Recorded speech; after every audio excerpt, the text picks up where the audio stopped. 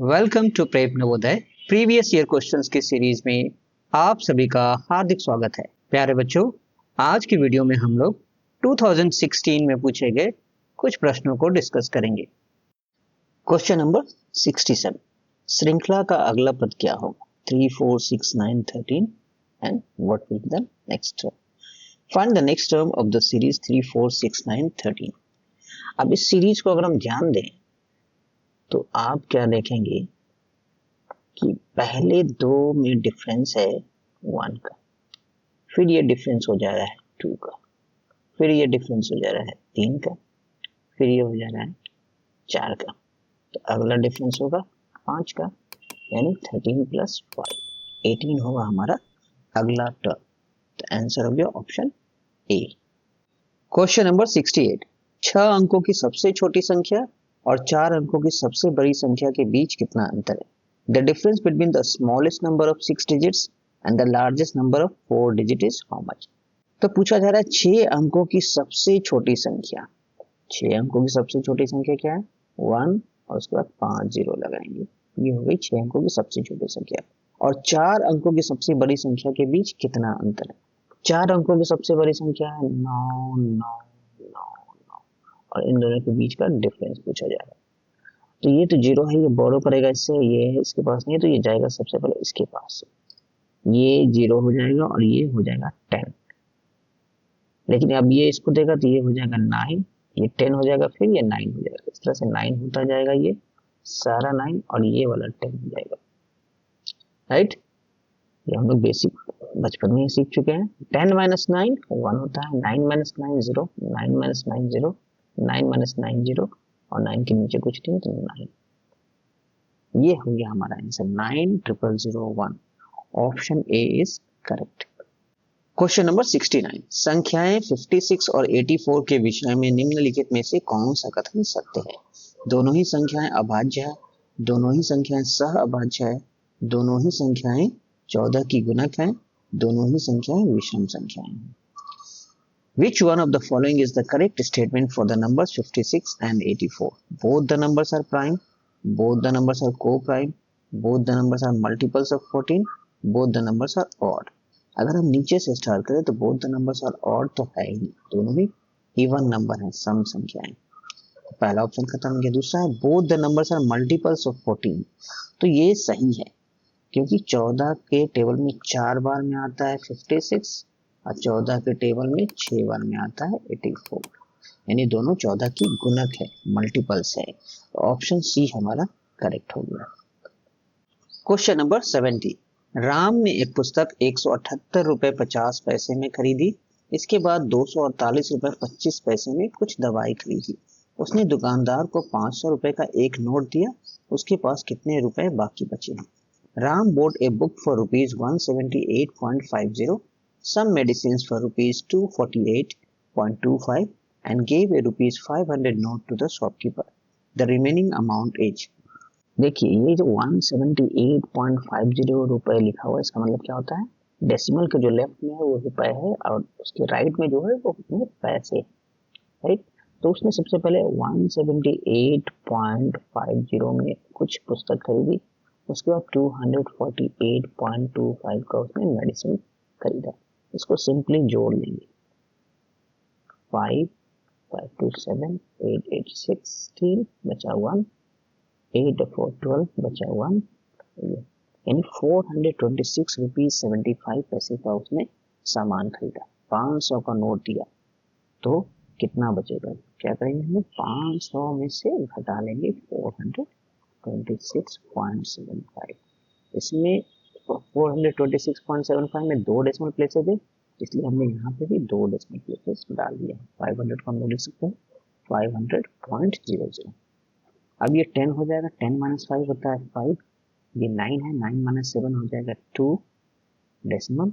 अब ये भी 9 है, 9 में से 6 किया 3, 9 में से 2 किया 7 और ये 4 हो चुका है, 4 माइनस 4, क्योंकि इनिशियली इसी से बोरो करते हुए इसके पास आया था 10। ये बचा 73 रुपीज 25 पैसे, या 73.25 रुपीज। आंसर हो गया हमारा option number D. Question number 71, एक कमरे का आकार 20 मीटर बाई 12 मीटर है। उसके फर्श को 4 मीटर भुजा वाली वर्गाकार टाइल से भरने के लिए कितने टाइल लगेंगे? The dimensions of a hall are 20 meter by 12 meter.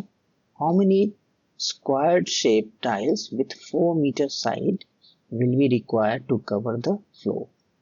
देखिए आपका जो कमरे का जो फर्श है वो है 20 मीटर लंबा और 12 मीटर चौड़ा, और उसमें टाइल्स लगानी है 4-4 मीटर की साइज की, यानी ऐसा कुछ टाइल्स लगाना है।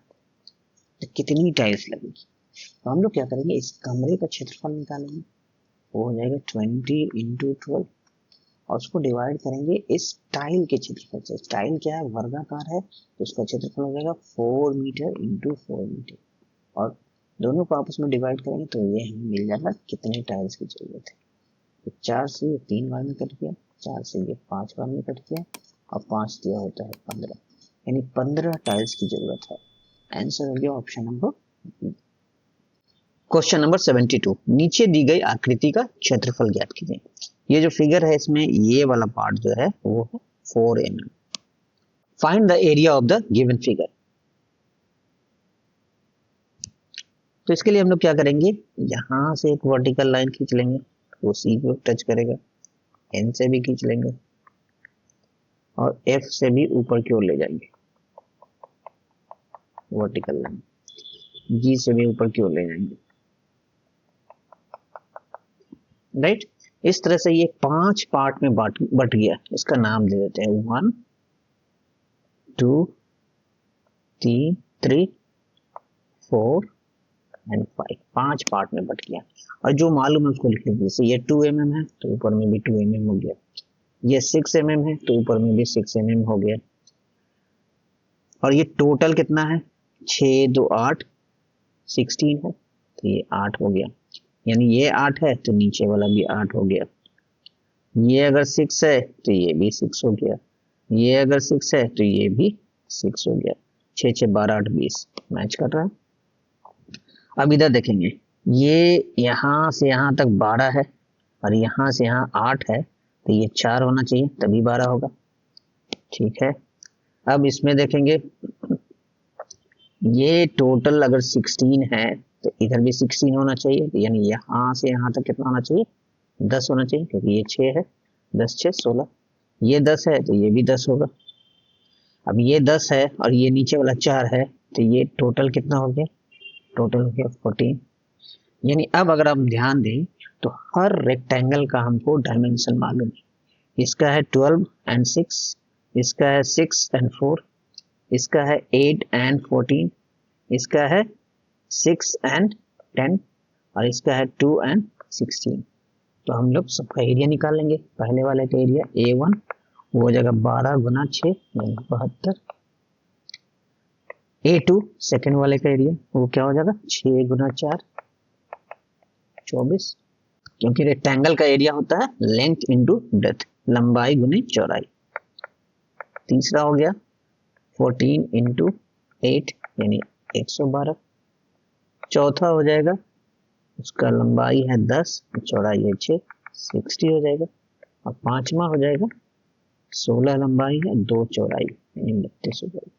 अब सबको जोड़ लेंगे, 2 2 4 4 8 2 10 हासिल 1, हासिल को जोड़ लेंगे तो ये 4 हो जाएगा, 4 6 10 1 11 2 13 सब 20 हासिल 2, और 2 में 1 जोड़ेंगे 3, 300 टोटल एरिया आया 300।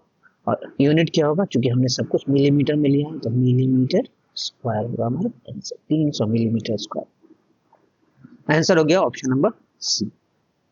क्वेश्चन नंबर 73, एक ट्रेन साय 7:40 पर दिल्ली से निकलती है और अगले दिन सुबह 11:10 पर मुंबई पहुंचती है। उस ट्रेन ने कितने दिन यात्रा की? A train leaves Delhi at 7:40 evening and reaches Mumbai next morning at 11:10. The total time taken by train during the journey is how much? देखिए, तो इसके लिए आप एक लाइन ड्रॉ कर लीजिए, उसके दोनों टाइम पे लिखिए। सबसे पहले 7:40 PM में, साय का मतलब हो गया PM में, ट्रेन दिल्ली से निकली और अगले दिन सुबह में 11:10 पे बॉम्बे पहुंच गई, यानी AM। अब इन दोनों के बीच में एक टाइम आएगा रात का 12 बजे, 12 AM बोलते हैं उसको। तो ये टाइम हम लोग कैलकुलेट कर लेंगे और ये टाइम कैलकुलेट कर लेंगे, दोनों को जोड़ देंगे। 7:40 से 11:40 तक कितना होगा, 4 घंटा होगा। 7 4 11:40, राइट। अब 20 मिनट और होगा तो 12 बज जाएगा, यानी 4 आवर 20 मिनट्स। अब 12 बजे से 11:10 कितना होगा, 11 आवर 10 मिनट्स। अब दोनों को जोड़ देंगे तो 11 4 15 घंटे, अब 20 10 30 मिनट, 15 घंटे 30 मिनट। आंसर हो जाएगा option number C. Question number 74, 12 पुरुष या 15 महिलाएं किसी काम को 10 दिन में पूरा कर लेते हैं, तो 7 पुरुष और 10 महिलाएं उस काम को कितने दिन में पूरा कर लेंगे। 12 men or 15 women can finish a work in 10 days. How many days will 7 men and 10 women take to finish the same work together? यहाँ पे या दिया हुआ और बाद में और दिया हुआ है। अब या दिया हुआ है, इससे आपको बताया जा रहा है कि इन दोनों की एफिशिएंसी कैसी है, यानी 12 men जितना काम करते हैं 10 दिन में, उतने ही काम 15 महिलाएं करती हैं, राइट। यानी 15 महिलाओं की क्षमता 12 पुरुष के बराबर है। तो एक महिला की क्षमता कितनी पुरुष के बराबर है, 12/15 मैन के बराबर है। और बाद में हमको 10 महिलाएं हैं, तो 10 महिलाओं की क्षमता क्या होगी, कितने पुरुष के बराबर होगी, 12/15 इंटू 10 मैन। 5 तिया 15, 5 दुना 10, 3 से ये 4 बार में कटेगा, यानी 8 मैन। 8 मैन जो है 10 वीमेन के बराबर है। बाद में हमारे पास 7 पुरुष है, यानी 7 मैन है, और 10 महिलाएं हैं प्लस और है यहाँ पे, यानी 10 महिलाएं हैं, यानी 8 मैन है, यानी बेसिकली हमारे पास 15 मैन है बाद में। शुरुआत में जो है 12 मैन जो है उस काम को 10 दिन में पूरा करते हैं। तो एक आदमी कितने दिन में पूरा करेगा, 10 गुना 12, और 15 आदमी, क्योंकि अब तो हमारे पास 15 आदमी के बराबर लोग हैं, तो वो कितने दिन में करेंगे, ऑफकोर्स कम समय में, यानी डिवाइड कर देंगे। 5 तिया 15, 5 दुना 10, 3 से 4 बार में, अब 2 गुना 4 8, 8 दिन में ये 7 पुरुष और 10 महिलाएं उस काम को कंप्लीट करेंगे। यहाँ पे हमने फॉर्मूले का यूज नहीं किया, आप चाहे तो फॉर्मूला का यूज कर सकते हैं। फॉर्मूला क्या है, m इंटू डी जो है वो फिक्स होता है, यानी m1 into d1 equal to m2 into d2। m क्या है, नंबर ऑफ मैन, और d क्या है, नंबर ऑफ डेज। तो उससे भी हम लोग निकाल सकते हैं। पहले क्या थे, 12 मैन 10 डेज था, और अब है 15 मैन और डेज में मालूम है। तो यहाँ से d2 निकल जाएगा, कैसे, 15 को शिफ्ट करेंगे तो 12 इंटू 10/15 हो जाएगा, और यही सिचुएशन आएगी, 10 इंटू 12/15 सेम चीज है, 8 डेज आपका आंसर होगा। Option number D is correct. Question number 75, 4096 का वर्गमूल कितना होगा। Square root of 4096 is how much. इसको हम लोग प्राइम फैक्टराइजेशन मेथड से सॉल्व करेंगे। क्या करेंगे हम लोग, 4096 का प्राइम फैक्टराइजेशन करेंगे। इवन नंबर है इसलिए 2 से करेंगे, 2 से 2 2 जा 0, 2 4 जा 8, बचेगा 16, 8 1। अब इसको हम लोग थोड़ा फास्ट कर लेते हैं, 10 2 4, 2 से फिर करेंगे 5 1 2, फिर 2 5 6, फिर 2 से 1 2 8, फिर 2 से 64, फिर 2 से 32, फिर 2 से 16, फिर 2 से 8 1, फिर 2 से 4 1, फिर 2 से 2 1, और फिर 2 से 1 1। ये हमारा कंप्लीट प्राइम फैक्टराइजेशन हुआ। अब इसमें हम काउंट कर लेंगे कितने 2 है, 1 2 3 4 5 6 7 8 9 10 11 12, 12 2 है इसके 4096 के फैक्टराइजेशन में। तो इसके स्क्वायर रूट में कितने 2 होंगे, 6 2 होंगे, यानी 12 का आधा, 3 4 5 6। इसको गुना करके लिख लेंगे, 2 दूना 4 दूना 8, और ये भी 8 8 8 64। हमारा आंसर होगा 64, ऑप्शन बी। अब इसको हम लोग एक और मेथड से कर सकते हैं, वो क्या है, डिवीजन मेथड से भी हम लोग इसका वर्गमूल निकाल सकते हैं बहुत आसानी से। उसमें क्या करना होता है, 4096 को लिख लेंगे और ये हमेशा 4 डिजिट के फॉर्मेट में लिखना होता है। यानी अगर आपके पास होता है 496 तो हम लोग लेफ्ट में 0 लगा सकते हैं क्योंकि नंबर चेंज नहीं होता उससे, और पेयर बना लेंगे लेफ्ट राइट साइड से। अब कहीं से भी पेयर बना लीजिए, 2-2 का पेयर बनाइए, पेयर बना लीजिए। अब इसको डिवाइड करेंगे। अब ये जो 40 है इसको ऐसे नंबर से डिवाइड करेंगे जिसको खुद से मल्टीप्लाई करने पे 40 या उससे कम आता। तो जैसे 6 को 6 से मल्टीप्लाई करेंगे, यहाँ पे लिखते हैं कितने से मल्टीप्लाई करें, 6 को 6 से ही मल्टीप्लाई करना है, तो ये क्या आ जाएगा 36, और ये माइनस कर लेंगे और यहाँ पे भी 6 लिखेंगे हम लोग, इससे मल्टीप्लाई किया और दोनों को ऐड कर देंगे, ये हो गया 12, और ये घटाएंगे तो 4 आया। अब ये 96 एक साथ नीचे आएगा।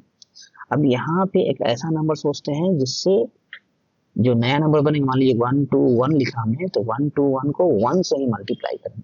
122 लिखते हैं यहाँ पे तो 2 से ही मल्टीप्लाई करना होगा।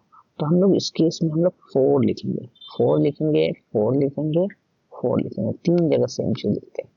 अब मल्टीप्लाई करके यहाँ लिखेंगे, तो ये मल्टीप्लाई करेंगे तो आएगा 496, यानी सब कैंसिल हो गया।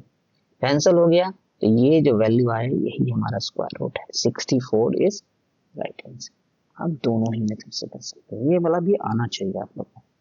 प्यारे बच्चों, आज की वीडियो यदि पसंद आई हो तो इसे लाइक करें, अपने दोस्तों के साथ शेयर करें एवं इस चैनल को सब्सक्राइब जरूर करें। धन्यवाद।